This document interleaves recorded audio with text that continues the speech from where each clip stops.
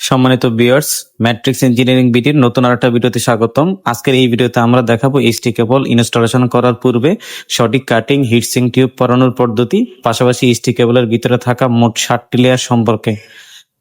এই 7টি লেয়ারকে আলাদা করে কিভাবে ইনস্টলেশন উপযোগী করে নিতে হয় সেটা এই ভিডিওর মাধ্যমে দেখতে পারবেন। প্রথমে এইচটি কেবলকে ইনস্টলেশনের পূর্বে একটা নির্দিষ্ট মাপ অনুযায়ী কেবল কাটিং করে নেবেন। কেবল কাটিং করার সময় দেখতে হবে যেন কোনো কেবলের কোনো অংশ যেন ক্ষতিগ্রস্ত না হয়। এরপর টার্মিনেশনের আগে সঠিক সাইজের হিটসিং টিউব কেবলের উপর ঢুকিয়ে রাখা হয়, যা পরবর্তীতে সেফ এবং নির্ভর কানেকশনের জন্য অপরিহার্য। আর একটা এইচটি কেবলের সাধারণত 7টা লেয়ার থাকে। সেই লেয়ারগুলো হচ্ছে conductor skin, insulation skin, metallic skin, inner sheet এবং আউটার শীট। প্রতিটি লেয়ার সঠিক প্রস্তুত না হলে ফল্ট বা ব্রেকডাউনের ঝুঁকি থাকে, তাই কাজের সময় অবশ্যই সেফটি এবং গাইডলাইন বা পিপি অনুসরণ করে কাজটা করবেন।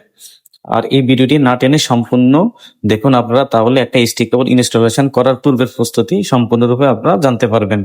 আর আমাদের এই চ্যানেলটাতে সম্পূর্ণরূপে টেকনিক্যাল এবং ইনফরমেটিভ ভিডিও আপলোড করা হয়। তো আমাদের পরবর্তী ভিডিও পাওয়ার জন্য আমাদের চ্যানেলটি লাইক এবং সাবস্ক্রাইব করে রাখুন। ধন্যবাদ সবাইকে। সালাম আলাইকুম।